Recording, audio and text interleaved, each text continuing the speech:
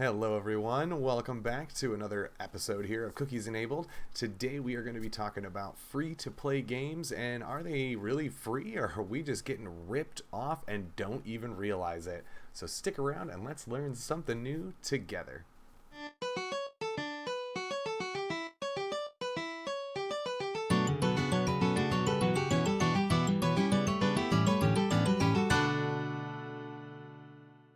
Okay, so if you haven't already, go check our list of main episodes on Cookies Enabled and see if you can find the history of video games. That's going to catch you up to what I'm talking about now. So, where that one leaves off is really where this is going to pick up. So, you have your home consoles, arcades are faded away, there's really nothing left. You have portable game consoles like your Nintendo DS or the Nintendo Switch, but there really wasn't much in between until Facebook and a few other online websites decided to do free to play games, and Steam was another big part of this. Now, Steam is a program you can download on your computer or your PC and allows you to a huge library, just thousands and thousands of games, and there's a good chunk of them that are completely free to play. Some of those are AAA titles, meaning that you're pretty much getting a $60, $100 game for free.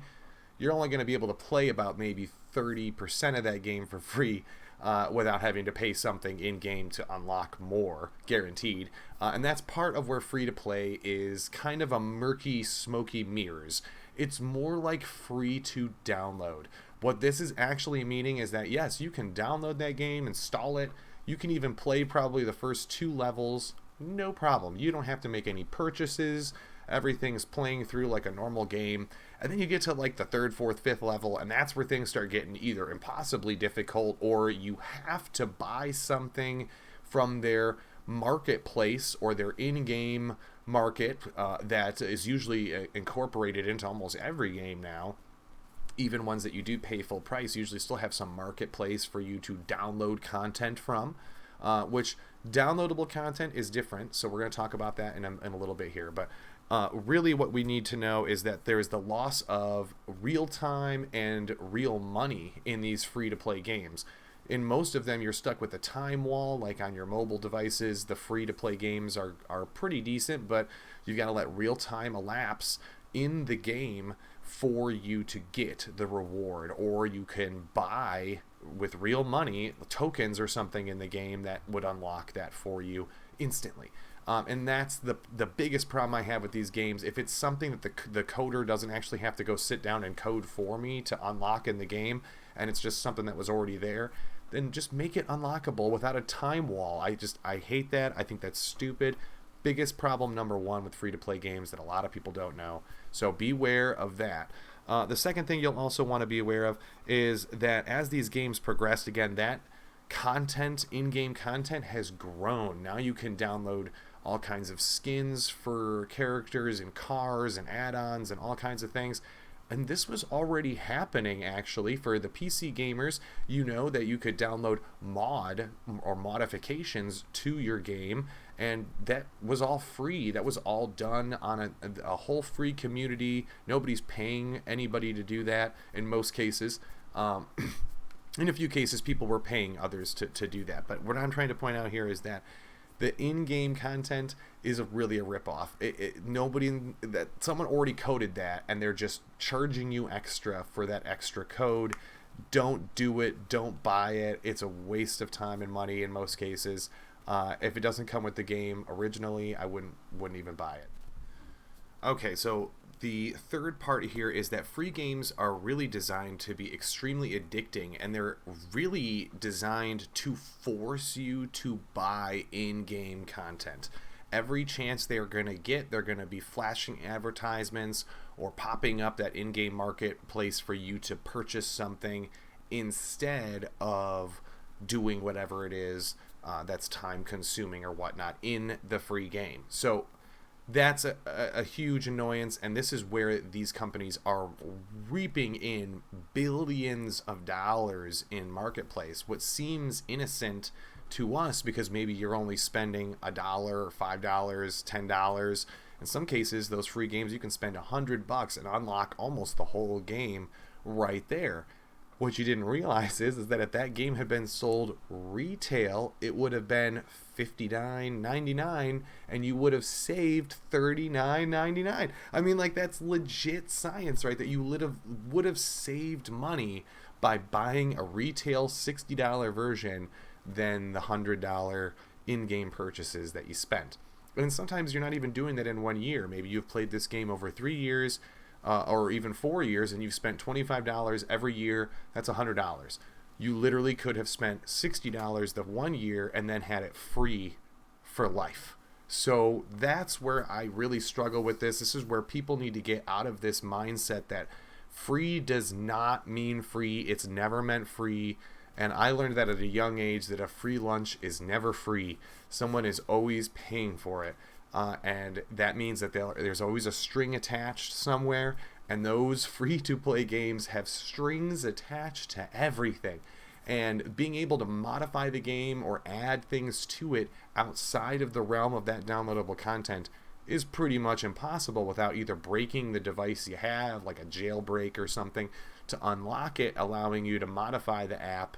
And then, then you can say, screw you, developer, I did whatever I wanted. But I don't know many people that know the ability to do all of that on their own. I mean, if you do, please go right ahead and send me a link. I'll throw it in the thing below. But my point here is that most people don't know how to do that and won't know how to do that. And again, that's where DLC, or downloadable content, actually isn't 100% bad. Those are made by the developer, and in most cases, especially in the late 90s, early thousands, you had DLC content that was almost like a whole nother game being added to a game that you already owned and played, which was even cooler. I didn't have to go to the store and buy anything. I just had to plug in my internet connection and wait an hour, and bam, I had everything downloaded and I can play. And that was really cool. I loved it. And they still do that to this day. To this day, you can buy a $60 game pack and get DLC about 6 months to a year later that, you know, more than doubles the original game and makes it even more fun and more immersive. And again, you didn't really have to spend any more money. Sometimes you have to throw 10 or 15 bucks at a DLC pack to get a bunch of stuff. But in those cases, again, it's worth it because this is safe. It's not coming from some unknown developer. This is straight from the original game coders, usually, or the team that worked on it anyway. And so it's just an expansion of things they were already working on that they never got a chance to put into the original game. They're giving to you later. It would be like if you bought a brand new car and a year later Ford's like, oh, by the way, we found some better tires. We're just going to give you those tires. You know, just give us $10 per tire and we'll just put them on for you. How about that?